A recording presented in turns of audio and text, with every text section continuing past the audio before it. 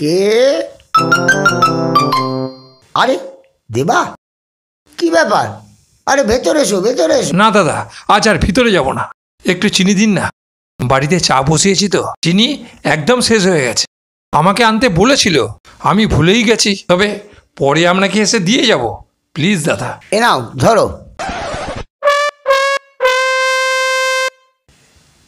এই 1 চামচ, 2 চামচ, এই 3 চামচ হবে তো?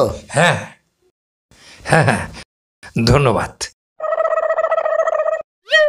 না, দাদা ভাই খুব ভালো মানুষ। যে যাই বলুক না কেন, মেয়েটা এবারে ফার্স্ট হয়েছে। যাই, ওনাকে একবার খবরটা দিয়ে আসি।